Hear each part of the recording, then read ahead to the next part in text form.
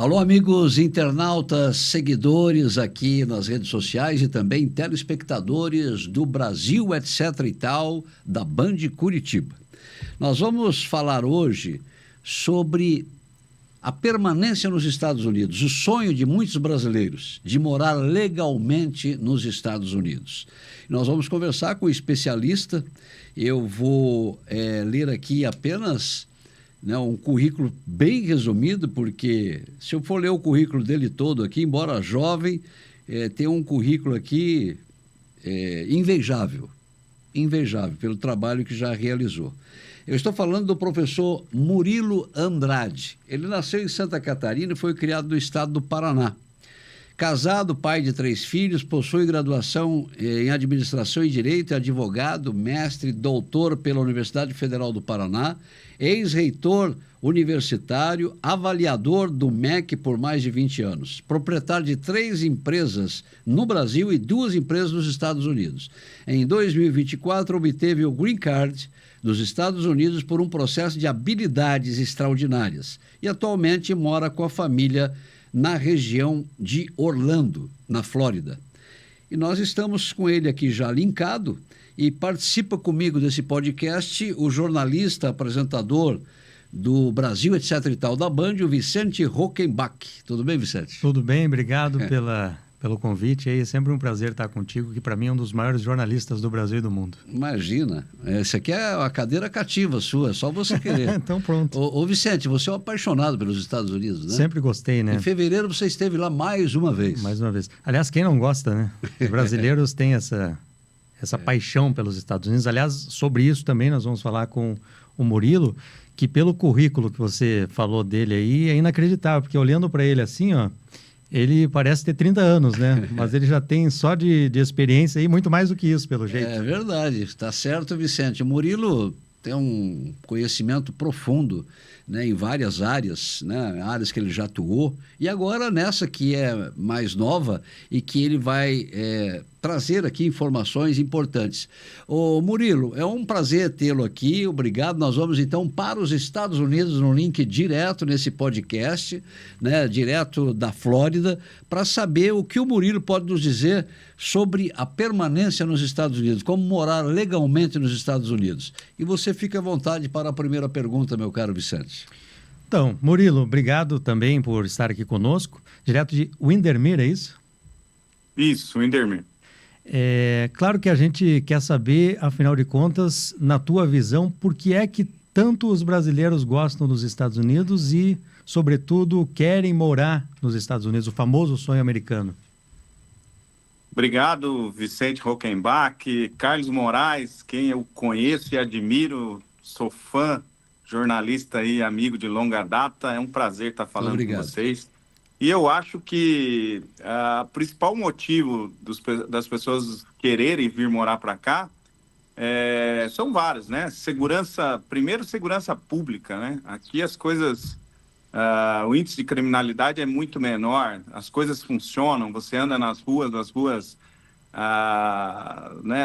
Você vê o Estado ali presente em várias coisas, a segurança jurídica nos negócios, os empresários, a falta de burocracia. Eu aqui abri empresas em 10 dias.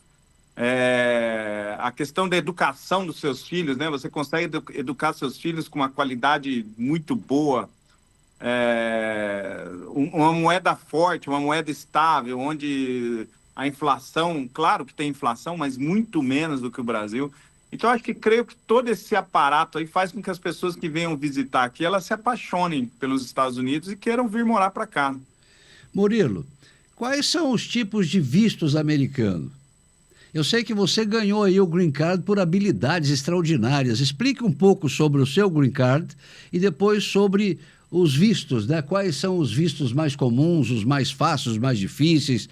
Quais são as maneiras legais de se viver nos Estados Unidos? Muito boa essa pergunta, Carlos, porque hoje são mais de 180 tipos de visto americano.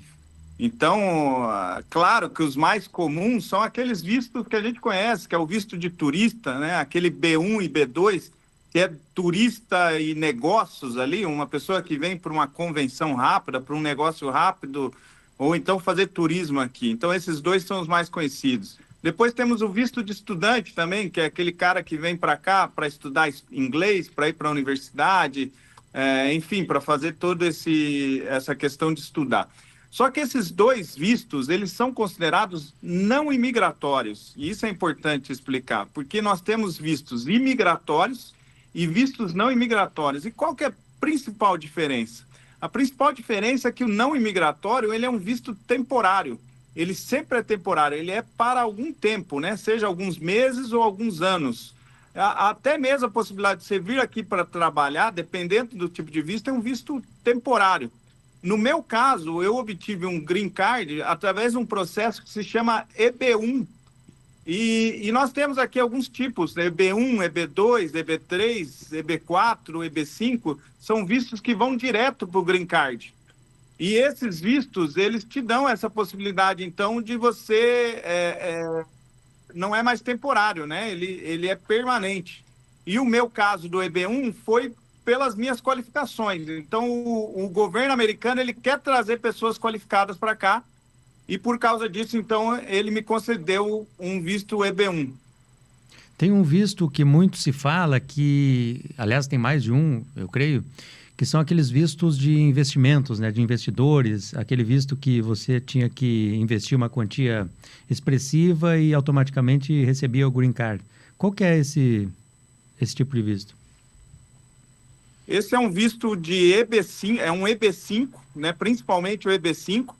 Esse EB5 hoje, ele ficou mais inviável para o brasileiro, porque você tem que investir aí valores que muitas vezes são acima de R$1 milhão, ou 800 mil dólares, desculpa, $1 milhão, ou 800 mil dólares, dependendo da área que você investe, e aí fica inviável para o brasileiro.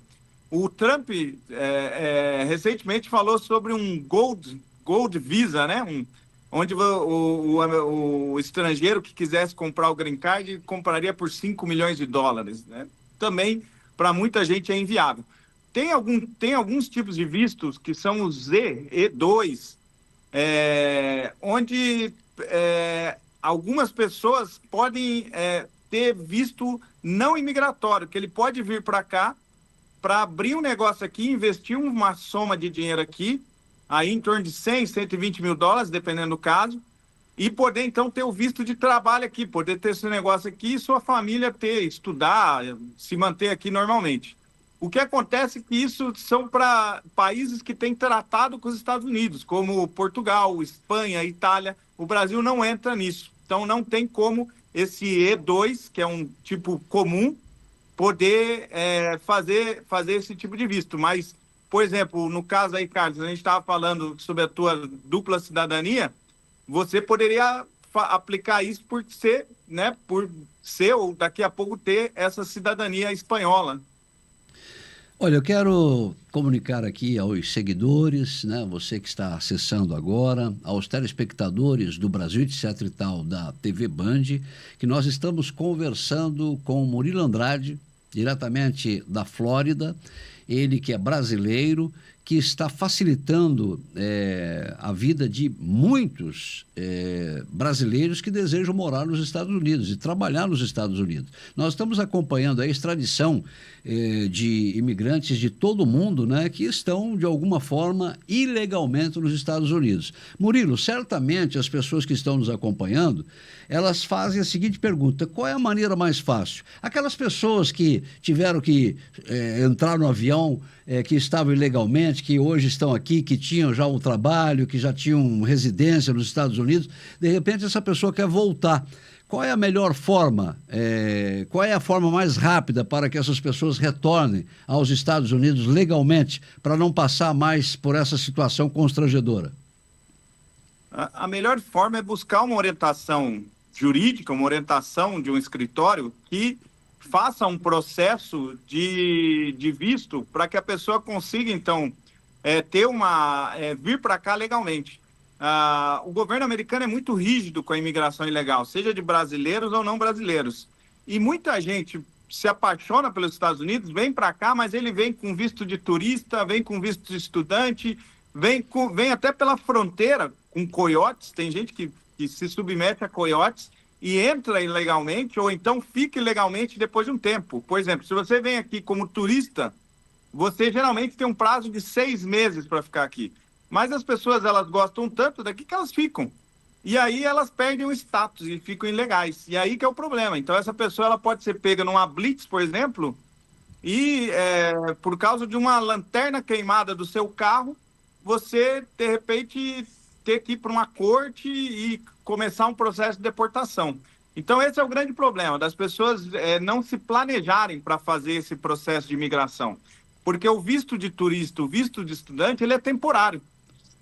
Então a pessoa, para ela vir para cá legalmente, ela tem que fazer um visto que ela possa ficar aqui como um EB1, um EB2 NW, que são vistos que lhe concedem esse green card, e ela pode vir para cá e morar normalmente aqui. Então ela precisa fazer esse planejamento, mas principalmente ter uma assessoria jurídica especializada para lhe acompanhar nesse processo. O EB1, que é o que você comentou anteriormente, você saberia dizer assim, quais seriam os critérios para conseguir esse EB1, já que no Brasil, por exemplo, tem muita gente que é qualificada, que tem formação e que talvez possa se enquadrar nesse tipo de visto? Então, o EB1 ele tem 10 critérios e a pessoa precisa se qualificar em pelo menos 3 desses critérios. E aí, dentro desses critérios, por exemplo, tem prêmios nacionais ou internacionais, uma pessoa que avalia o trabalho de outras pessoas, um profissional que avalia o trabalho de outras pessoas, um profissional que é destacado na sua área em termos de remuneração, um profissional que, por exemplo, do ramo artístico, que tem sucesso no ramo artístico ou no ramo atlético, né, esportivo, uma pessoa que tenha formação, uma pessoa que tenha, seja uma liderança na sua área de atuação, uma pessoa que tenha, enfim, se destacado na sua área. Então, são 10 critérios, agora, de cabeça, assim, claro que a gente esquece um ou outro, mas ela precisa, desses 10, ela precisa atender 3. Quer dizer, não precisa atender todos, são só 3 dentro desses. A gente consegue trabalhar. Oi? Não precisa atender todos os critérios, seriam 3 dentre esses 10. 3 dentre esses 10. Olha, atendendo 3 dentre esses 10, ela consegue, então, a aprovação para o EB1. Bacana. Bom, eu e o Vicente Hockenbach estamos conversando num bate-papo bastante esclarecedor com o Dr. Murilo Andrade, que é catarinense, foi criado no Paraná, bastante conhecido na região de Cascavel, mais especificamente de Cascavel, e também aqui em Curitiba, Araucária, onde ele foi reitor da FACIAR. Está morando agora nos Estados Unidos. Nós estamos falando sobre a maneira legal de morar nos Estados Unidos. Procurar ajuda profissional talvez seja mais importante ainda, porque a pessoa pode pensar que ela se enquadra num determinado tipo de visto, mas o profissional acaba enquadrando ela em outro visto de acordo com o estudo que fizeram, né? Às vezes a pessoa nem sabe que ela pode se enquadrar em algum tipo de visto.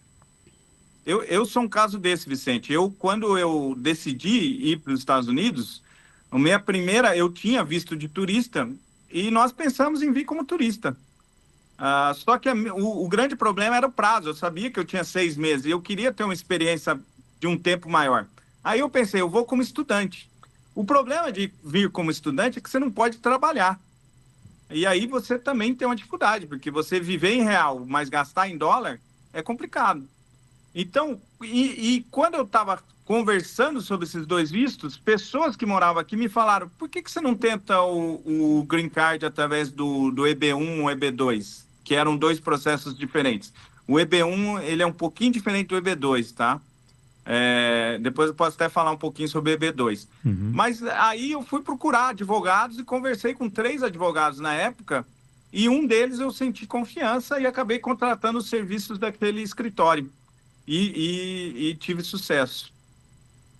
Bem, nós estamos conversando aqui com o Murilo Andrade, advogado, um catarinense que morou durante muito tempo no Paraná e que agora está morando na Flórida. Você tem o desejo de morar nos Estados Unidos legalmente? Você precisa se preparar. É o que o doutor Murilo está colocando. Agora é importante, Vicente, que a gente procure saber do Murilo, porque quando se trata da dupla cidadania, né, aqui na Europa, Por exemplo, a cidadania espanhola, quando você tem toda a documentação, que você é descendente de espanhóis, que é o meu caso, você vai pagar entre 6 e 8 mil reais. A portuguesa, mais ou menos esse mesmo valor, a italiana um pouco mais cara, a Alemanha também, a alemã também um pouco mais cara. Murilo, para os Estados Unidos, assessoria, você presta hoje assessoria. Eu sei que é difícil você dar um valor assim médio, mas a pessoa gastaria muito para ter uma assessoria sua e para entrar legalmente nos Estados Unidos? Legal, Carlos. Essa é uma pergunta boa, porque muita gente tem esse interesse em saber, opa, quanto fica um processo desse? E realmente, os processos eles variam muito de caso para caso. Eu vou dar o meu exemplo, inclusive, para vocês terem uma ideia. Só de escritório de advocacia, quando eu contratei, eu paguei aí $12 mil de escritório de advocacia.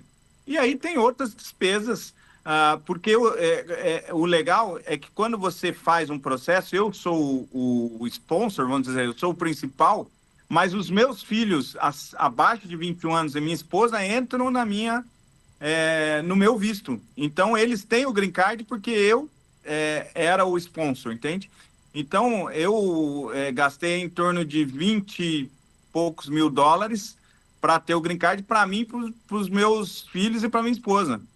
É um valor, dependendo do caso, claro, $20 mil, fazer as contas. Mas se você for contar a esposa e os filhos, né? Se você contar a esposa e os filhos, até que não é tão exagerado. Até que não é tanto. E outra coisa, né, cara? Muitas vezes você pensa assim, meu filho hoje estuda numa escola pública americana muito boa, não paga nada. Quanto que eu pagaria por uma escola dessa se eu viesse com visto estudante para o meu filho estudar numa escola americana, num high school? Meu filho vai para a universidade agora, ele vai ter bolsa de estudo porque ele joga bola e ele ganhou uma bolsa de $30 mil. Ele vai pagar um valor bem menor para poder morar na universidade, estudar, fazer uma universidade de qualidade. Então, são benefícios que vêm com o Green Card, entende? A questão, por exemplo, empresas que eu montei aqui, negócios que eu montei aqui, que eu já tenho rendas em dólar, que me possibilitam um ganho muito grande. Então, esse retorno vem, sabe, Carlos? Mas você falou do seu gasto. Eu gostaria que você falasse de um visto mais simples, né? Quanto que custaria? Porque você já é o Green Card. Mas a pessoa que quer um visto para trabalhar, para dar sequência na vida aí nos Estados Unidos. Hoje um visto aí, por exemplo, visto de turista, vamos colocar assim, que é bom sempre falar. Hoje uma taxa de um visto turista aí é $185. Você paga a taxa e vai lá, faz a entrevista. Claro que você tem sempre o risco de ser negado e esse dinheiro não é devolvido. Mas permanece em 3 então meses, é um né? visto barato e que muitas vezes você consegue fazer sozinho, né? Eu até já ajudei algumas pessoas a preencherem o formulário DS. Tem os 160, 260, aqueles formulários americanos, que é chato, mas a gente não é bem esse tipo de serviço que a gente presta, mas hoje eu trabalho mais com pessoas que querem tentar um EB1, a gente faz um trabalho de fortalecimento desse currículo, com prêmios universitários, bancas de TCC, artigos científicos, livros, enfim, a gente fortalece o cara para ele ter um bom currículo para ele tentar um EB1. Mas a gente não presta esse serviço de advocacia, até porque a gente não é um advogado licenciado nos Estados Unidos, essa advocacia para ele entrar com o processo nos Estados Unidos, entende? E a questão... Pode falar. Desculpa interromper, Murilo, mas a questão da língua, do inglês, ele interfere, tem algum peso nesses vistos, principalmente nesses de que a gente está falando aqui? Os vistos não imigratórios não têm peso nenhum. O fato da pessoa não falar inglês não interfere em nada. Né? Interessante essa pergunta. E muitas vezes a pessoa fica preocupada, mas eu vou para os Estados Unidos, vou chegar lá, não falo nada de inglês. Você vai sempre encontrar um brasileiro, um espanhol que vai te atender ali, vai falar contigo e vai resolver o teu problema. Então não tem problema nenhum. Já os vistos imigratórios, que é esses EB1, EB2, é necessário que você tenha um pouco de inglês. Não é obrigatório, mas é necessário que você fale um pouco de inglês. A minha entrevista mesmo, quando eu fui para a entrevista no consulado americano, o entrevistador ele começou falando em português comigo, mas ele me fez 2 perguntas em inglês e eu respondi. Mas também não é um inglês assim, não precisa ser um inglês perfeito, tudo. Eu tenho alguns anos de estudo em inglês, eu me comunico bem em inglês, mas eu não falo inglês perfeito. E eu consegui resolver, né? Eu conheço gente que teve o EB1 que o inglês dele é bem mais macarrônico que o meu e conseguiu. Então não é uma barreira, tá? Agora, aprender inglês é sempre importante, né? Porque a pessoa vai vir para cá, eu falo aqui, eu tô em Orlando, se a pessoa que vem para Orlando, se ela não quiser falar nada de inglês, ela vive aqui normalmente, porque ela aqui você encontra brasileiro, encontra gente que fala português em qualquer lugar. Se você quiser ter uma imersão maior nos Estados Unidos, você tem que ir mais para o meio lá, mais para Colorado, para o Texas, aí você vai encontrar mais americanos, você vai ter uma imersão maior na língua inglesa. Legal. Ok.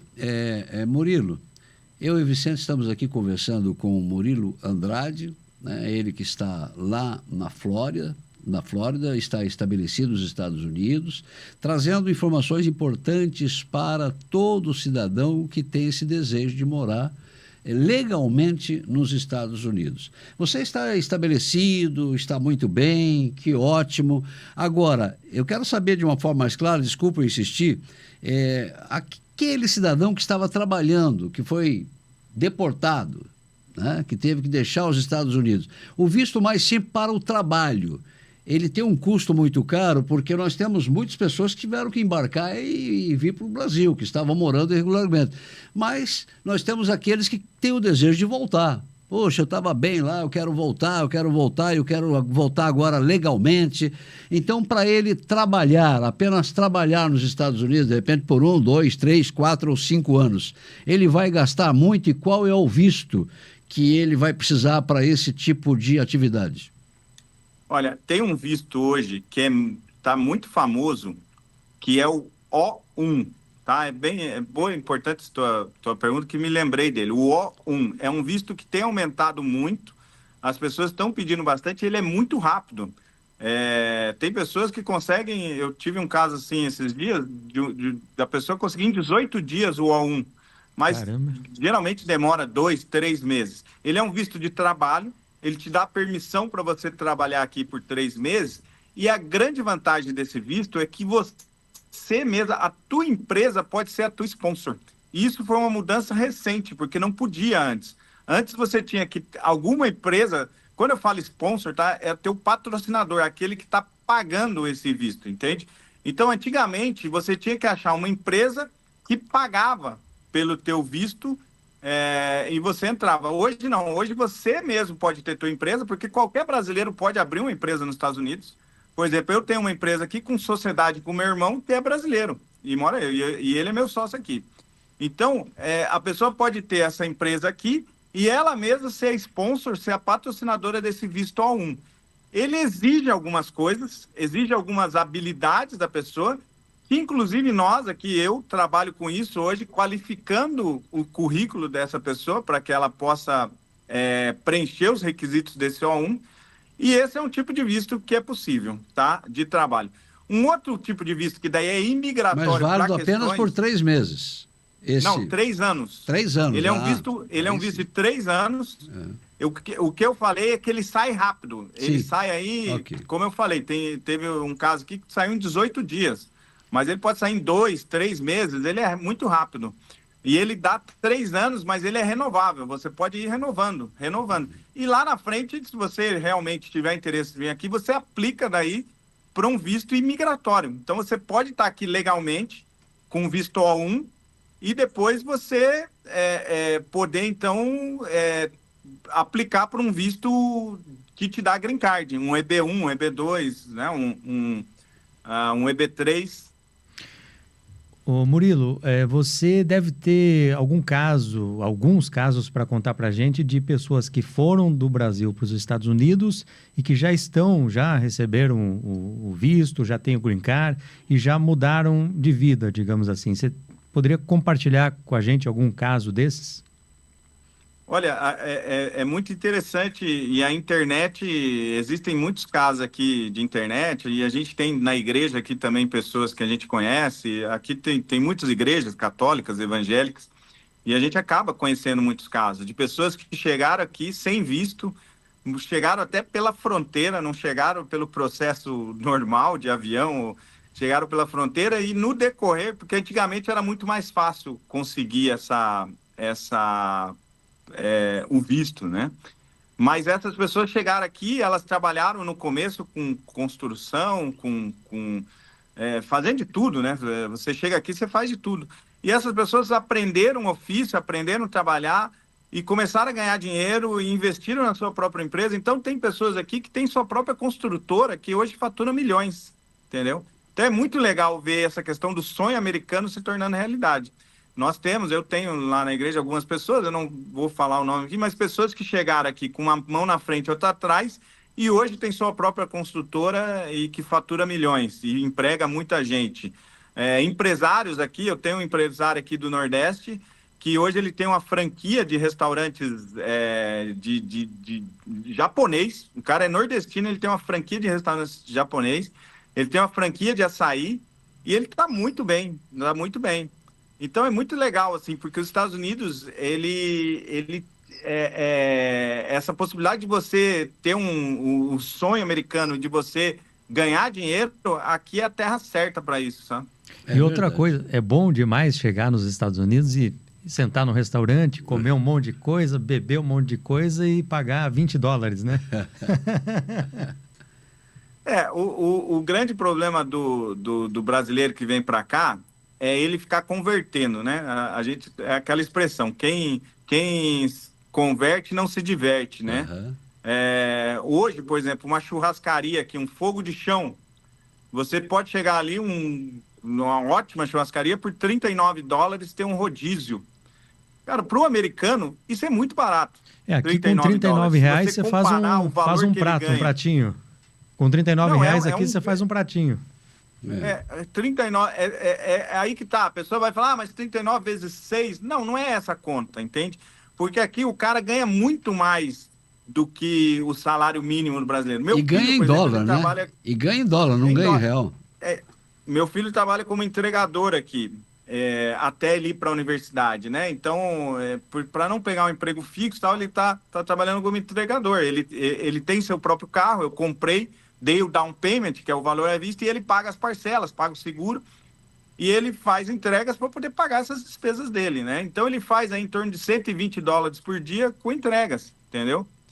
Então, assim, ó. E aí é o seguinte, cara, não tem assim, ó, eu quero trabalhar 8 horas hoje, eu quero trabalhar 12, eu quero trabalhar 16, eu quero trabalhar 24. Não tem problema, entende? Não existe essa questão do sindicato, não existe essa questão Não, você só pode trabalhar 6 horas. Recentemente eu fui no Publix, que é um mercado que tem aqui, muito conhecido, e tinha crianças de 8 anos trabalhando no caixa, era um dia especial ali, e eu falei, olha que legal isso, né? Se fosse no Brasil, o Publix já era trabalho escravo, infantil, não sei o quê. Então, essa valorização do trabalho aqui nos Estados Unidos é muito forte, e se você trabalhar, você pode ganhar dinheiro e fazer um bom pé de meia. Agora, viu, Murilo e Vicente, a maioria dos brasileiros vai para trabalhar, né? Trabalhar na construção civil, as mulheres de manicure, de viarista, e ganham bastante dinheiro. Mas o Murilo colocou muito bem, Vicente, e você também conhece, nós temos muitos empresários, sobretudo na Flórida, muitos empresários brasileiros. Né? Você já tem o exemplo desse cidadão da locadora. Eu tenho um empresário de Cascavel, irmão do Clóvis da Debrus, que você deve conhecer lá de Cascavel. Ele tem uma empresa, e parece que é só de assentamento de piso, se eu não me engano. Assentar piso, ele dá um monte de emprego, está ganhando muito dinheiro nos Estados Unidos. E a gente tem muitos exemplos de empresários que deram certo na área gastronômica, né? Na gastronomia, muitos restaurantes. Então, nós temos também empresários, que de repente a pessoa fala, você vai para os Estados Unidos, só vai trabalhar, lá vai ser escravizado, lá vai ganhar um dinheiro, mas também não tem vida, não tem lazer. Mas nós temos também muita gente fazendo sucesso aí, não é, Murilo? Não, com certeza. E claro que o início sempre é mais complicado, né? Eu aqui hoje, eu tenho uma vida muito tranquila. Eu chego às 4 horas da tarde, 5 horas da tarde, muitas vezes eu marco um tênis ali, vou jogar um tênis.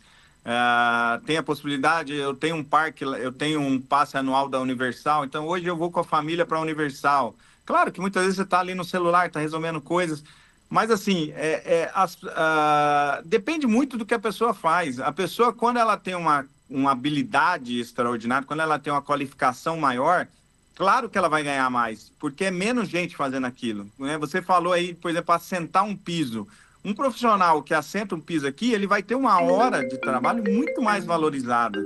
Um profissional que sabe uma pintura diferenciada, ele vai ter uma hora de trabalho muito mais valorizada. Então, ele pode ganhar muito mais e pode ter seus horários de lazer. Então, as pessoas que já estão aqui há algum tempo, elas já entenderam, elas já têm um equilíbrio entre o trabalho e o lazer. Elas não ficam só trabalhando também. Mas depende de cada um. Cada um é livre para fazer o que quiser. E as pessoas vivem muito bem aí nos Estados Unidos, né? Eu acho que tem um amigo meu até que ele é a única pessoa que foi para os Estados Unidos já várias vezes e que diz que não gosta, mas ele tem família que mora aí. E ele diz o seguinte, Estados Unidos não tem graça. Cada um tem o seu Tesla na garagem, tem uma baita de uma casa, aí chega, como o Murilo falou ali, às 4 da tarde já não precisa mais trabalhar. Eu não gosto dessa vida aí, é muito sem graça. Né, Murilo?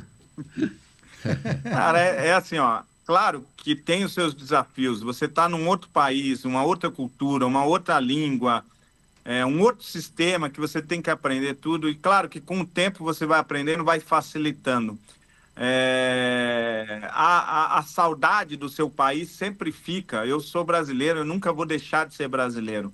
Mas a vida aqui é muito boa. A vida aqui, a qualidade de vida, principalmente em Orlando, o clima daqui é muito bom, é excelente. Outra coisa, só aproveitando, quando a pessoa tem um visto de imigrante, no caso, né? Ela pode, por exemplo, vir para o Brasil, visitar a família quantas vezes quiser, pode entrar e sair dos Estados Unidos, como é que funciona?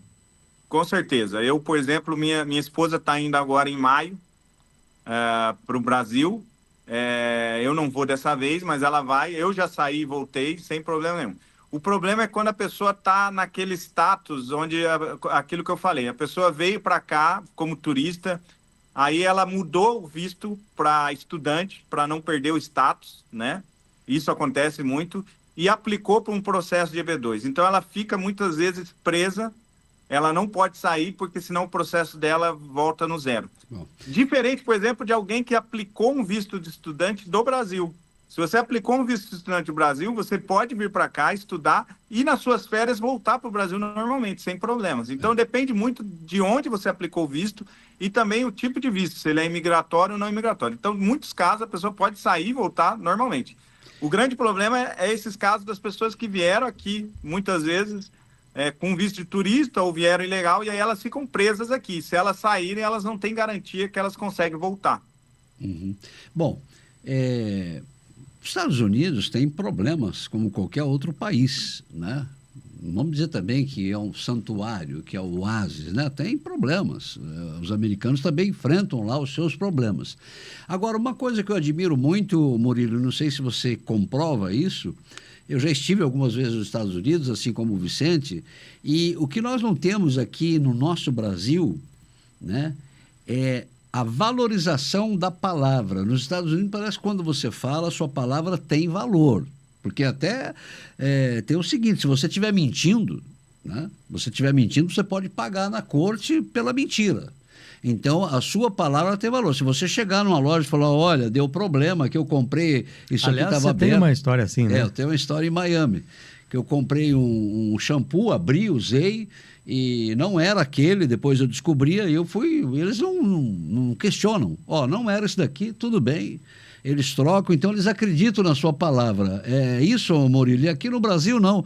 Você fala, se você tiver com a verdade, a pessoa duvida, ela quer que você preencha formulário, ela quer que você prove que você está certo. Quer dizer, é uma coisa que perde muito tempo. O americano tem um ditado também, time is money, time is money, time is money. Porque o cara vai ficar perdendo tempo ali para troca de um shampoo.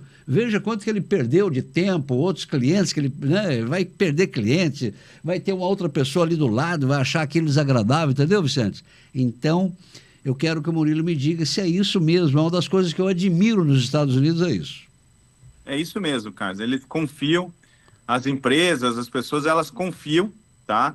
Ela é aquela coisa da presunção da inocência. Ela sabe que você é inocente até que prova em contrário. É diferente do Brasil. No Brasil, você é culpado e você tem que provar que você é inocente, né?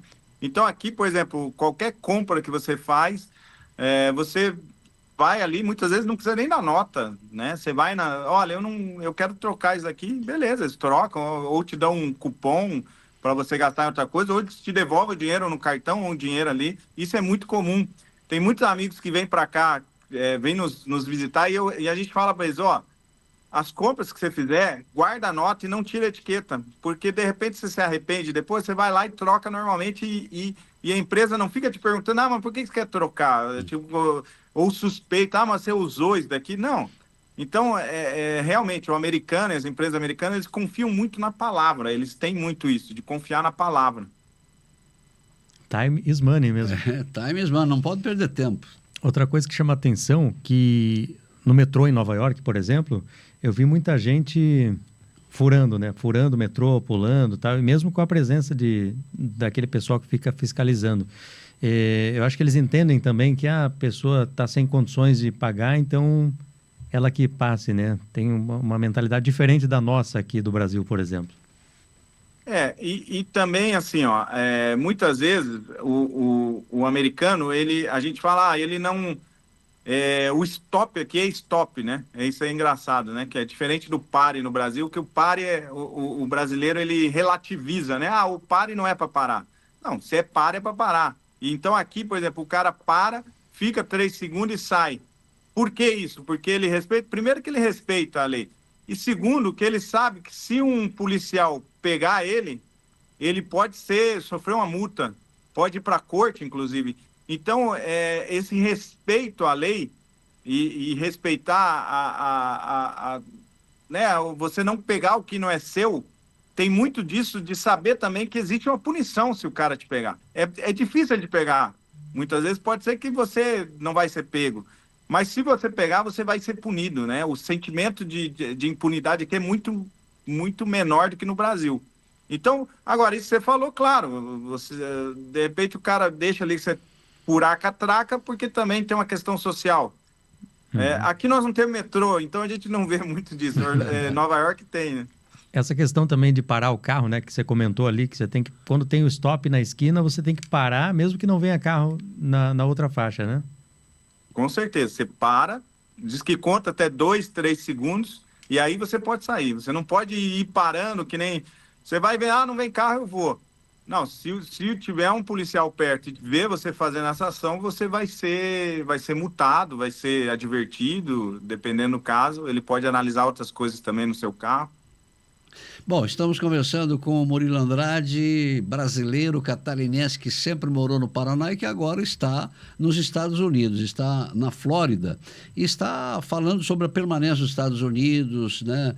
O green card, os vistos, são mais de 180 que vocês falaram. Caramba, aqui, hein? Mais de 180 vistos, então vale a pena você procurar o Murilo, nós vamos depois deixar o contato aqui para você ter mais informações, de repente você quer o assessoramento para você conseguir um desses vistos, né, para morar legalmente nos Estados Unidos, o Murilo vai estar à sua disposição.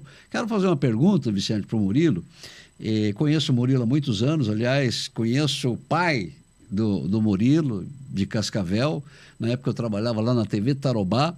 E eu gostaria de saber o seguinte, Murilo, mesmo sabendo falar inglês, os seus filhos, né, bem encaminhados, quais foram as principais dificuldades, né, os principais choques culturais que você encontrou?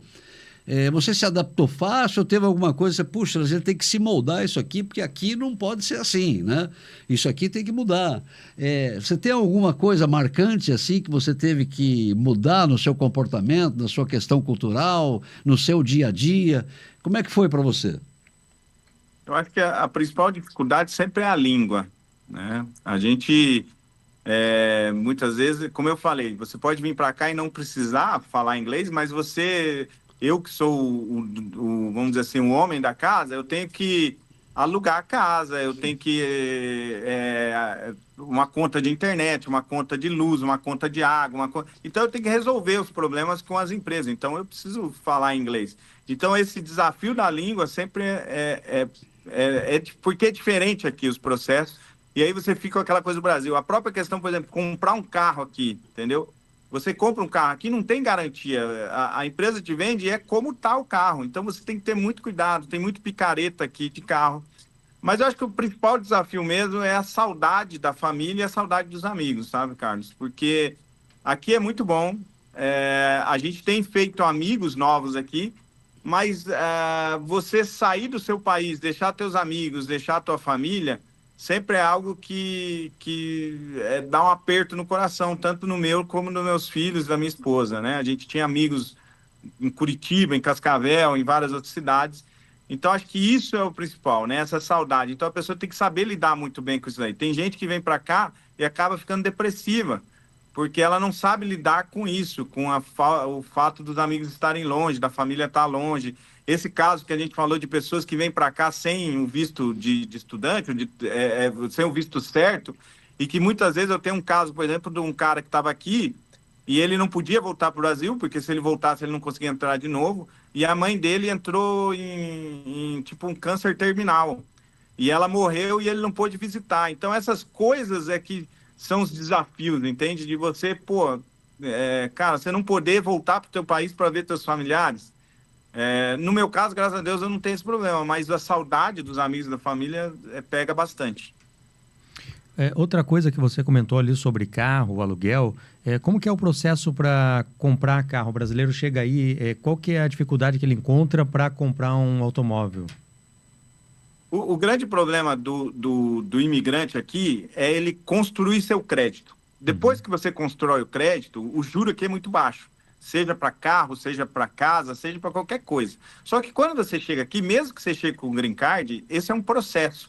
O crédito nos Estados Unidos é muito valorizado e você constrói, você tem as empresas que constroem o teu crédito. Então, você vai construindo o teu crédito, tá?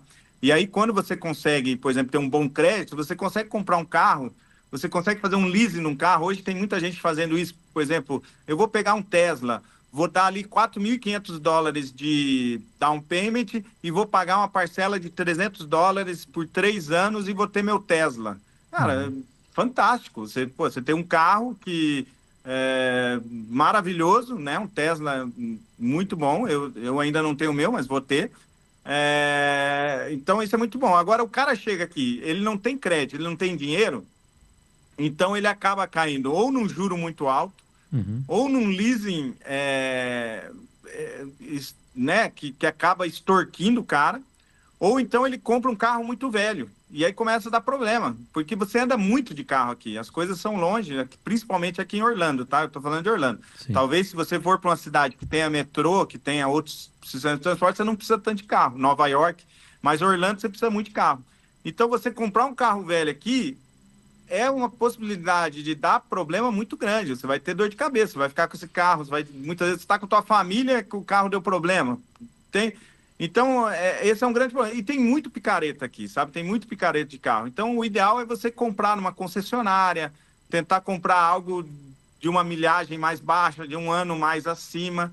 E tudo isso é conselho, né? Você não chegar aqui e fazer o que dá na tua cabeça. Conversa. Tem muito brasileiro aqui, ó. Conversa com um, conversa com o outro, começa a pegar conselho. Não chega aqui achando que você vai fazer tudo sem precisar de conselho nenhum, né? Tá certo. Bom, nós estamos conversando com o Murilo Andrade, advogado que mora nos Estados Unidos. Estamos já chegando ao final desse podcast. Vicente, pergunto a você se você tem mais alguma pergunta, porque eu gostaria de pedir ao Murilo que deixe os seus contatos aí, né, Instagram, WhatsApp, para que aquela pessoa que esteja nos acompanhando, que queira morar legalmente nos Estados Unidos, ou até mesmo aquele que foi deportado, que está a fim de voltar e que quer voltar legalmente, possa ter uma assessoria aí do Dr. Murilo, que está morando na Flórida. E é bacana porque é brasileiro, fala português, você tem uma facilidade de comunicação e com certeza ele vai lhe ajudar muito. Você tem alguma pergunta a mais, Vicente? Só uma última questão antes de encerrar, Murilo, que é sobre a saúde, né? Que as pessoas também têm medo da questão da saúde. Como é que funciona? Eu sei que em alguns estados você tem a saúde básica e gratuita, não sei se é o caso da Flórida, mas como é que funciona isso aí? A saúde é algo que pega um pouco, tá? A gente hoje tem um plano aqui, o Oscar Health. A gente paga um valor que hoje é maior do que o valor que quando a gente chegou. O governo, ele te subsidia parte desse valor, só que você tem que cuidar, porque se você tiver uma receita maior do que você falou, pode ser que você tenha que pagar depois, entendeu? Então, por exemplo, vamos dizer assim, ó, eu renovei meu seguro em dezembro de 2024. Então, eu tive que dar uma receita estimada em 2025. Vamos dizer que eu coloquei lá que a minha receita estimada foi tantos $1.000. E aí, com isso, você consegue, então, ter um subsídio do governo. O governo paga parte. Tinha o Obamacare e tal, ele paga parte. E aí, claro que é tipo uma coparticipação. Então, por exemplo, vamos dizer que você caia num hospital aqui para um tipo de cirurgia. Aqui o hospital é muito caro. Então, você não vai precisar pagar, por exemplo, $100 mil que ficou aquela cirurgia. Você vai ter um valor ali de $2 mil que você tem que pagar. Mas não é os $100 mil da cirurgia. Então, essa questão da saúde, ela é diferente do Brasil, do SUS, que qualquer pessoa entra no SUS e o governo vai atender, você não precisa pagar nada. Aqui, muitas vezes, se você cair no hospital, cair numa emergência, você pode ter sérios problemas se você não tiver um plano de saúde. E mesmo tendo um plano de saúde, ainda você vai pagar partes, entende? É complexo também, né? Por isso que é interessante a pessoa perguntar, tirar dúvidas com quem conhece. Foi muito interessante essa pergunta do Vicente. Eu quero complementar aqui, dizendo o seguinte: o Brasil tem o melhor sistema de saúde pública do mundo. Isso é inegável, né? Isso aí a gente tem que reconhecer. Então, não existe país nenhum no mundo, né, que consegue manter esse sistema que é o SUS, que é maravilhoso. Tem muita gente que reclama, tem problema, mas olha, você tem remédio em casa, você tem cirurgias complexas sem pagar um tostão. Então, é diferente dos Estados Unidos. Você colocou um ponto aí, né, que as pessoas pensam muito antes de tomar essa decisão, porque se tem alguém doente da família, pode ficar no Brasil, meu amigo. Não vá para os Estados Unidos. Se você é uma pessoa que já está aí frágil, que vê que a saúde não está legal, não é bom, porque senão você vai gastar muito dinheiro. O turista, Vicente, e você já usou isso, eu também, você tem no seu cartão de crédito seguro. Então, quando você vai viajar, se você fica doente viajando como turista, você tem toda a cobertura através do cartão de crédito. Uma curiosidade que eu tenho, que talvez você não saiba responder, nem o Murilo, nós teríamos que perguntar aí aos bancos brasileiros, né, que atuam aqui, se a pessoa for morar nos Estados Unidos e continuar com a conta no Brasil, se ela continuar mantendo o cartão no Brasil, será que ela tem essa cobertura? Uma pergunta que fica no ar, né, também. Porque daí seria interessante. Não, né? A princípio não, Carlos. Ela tem um prazo, entende? E outra coisa, eu já usei desse seguro do cartão, só que eu recomendo que toda pessoa, mesmo como turista, venha para cá, faça um seguro particular. O valor geralmente não é muito alto, porque se você precisar, ele é bem melhor do que esse do cartão. Esse do cartão, ele trabalha mais com reembolso e ele é muito complexo de ser usado, sabe? E Carlos falou uma coisa muito certa: o nosso SUS é muito bom e os nossos profissionais da área de saúde são muito bons também. Nossos médicos, fisioterapeutas, enfermeiros, biomédicos, enfim, profissionais da saúde, olha, são dentistas. Aqui, por exemplo, se você tiver uma dor de dente, olha, tem muita gente que vai para o Brasil se tratar, fazer implante, fazer coisa, porque aqui é muito caro. E os nossos profissionais são muito bons, os brasileiros. Os nossos profissionais são excelentes e a gente tem uma saúde e a gente muitas vezes reclama, mas de barriga cheia. Nossos profissionais são muito bons. Está aí uma super vantagem brasileira, né? Tá aí. A gente tem que destacar a questão da saúde. Isso. E aí, Vicente? Agradecer, né, ao Murilo por ter participado conosco. Estamos vendo ali uma imagem de um solzinho chegando aí na Flórida. Não sei se está frio, se está calor, mas foi muito bom tê-lo conosco aqui, Murilo. Muito obrigado. Obrigado, Vicente, Carlos. Foi uma honra, aqui prazer 20, estar participando Murilo, com aqui vocês 20 e e 21, que horas são aí? O fuso horário aqui são 20 horas e 21 minutos. Aqui é 7h21, é 1 hora antes. Nós estamos em horário de verão aqui. Quando não é horário de verão, é 2 horas antes. Por isso que está brilhando o sol aí ainda? Por isso, tá? Eu vou até virar a câmera aqui, ó. Aqui é a minha vista, né, da minha casa, onde eu estou agora. E aqui, geralmente, agora nesse horário de verão, por volta de 8 horas, ele... Você mostrou, acabou de mostrar o pôr do sol diretamente da Flórida. Isso. Muito obrigado, é uma honra. E eu vou, né, eu posso deixar meu Instagram, que é @sucessoimigratório, e o meu WhatsApp também, para quem quiser qualquer dúvida, eu estou à disposição, porque eu fui ajudado quando eu cheguei aqui, eu acho legal eu ajudar qualquer pessoa que tem interesse em vir para cá. O meu WhatsApp é o 689-308-6238. Então tem o WhatsApp e tem o Instagram, que é o Sucesso Migratório. Estou à disposição para quem quiser qualquer dúvida, eu estou à disposição. Muito obrigado, um abraço nos filhos, na esposa e que Deus abençoe você, meu irmão. Muito obrigado. Amém, um abraço e quiserem vir para cá, vai ser um prazer recebê-los aqui e poder fazer uma picanha aqui na nossa varanda aqui. Tem churrasco aí ou não? Dá para fazer um churrasco? Com churrasqueira a gás, mas fica bom. Um abraço, Murilo. Valeu, gente. Tchau. Olha, o Vicente Rockenbach vai pensar aqui os melhores momentos desse podcast para apresentar no Brasil, etc e tal, que vai ao ar aos sábados, às 8h30 da manhã, na Band Curitiba, com abrangência aí numa população de 5.500.000, mais ou menos, né? São 62 cidades, não é isso, Vicente? Exatamente, agradecendo de novo a você, Carlos, pela participação aqui contigo e espero podermos estar juntos mais vezes aqui no seu podcast. Gostei muito da sua performance, ele apresenta lá o programa, mas está tendo essa experiência em podcast e foi muito bem, parabéns. Gostei viu, também, Vicente? Legal. Um abraço a todos e até a próxima.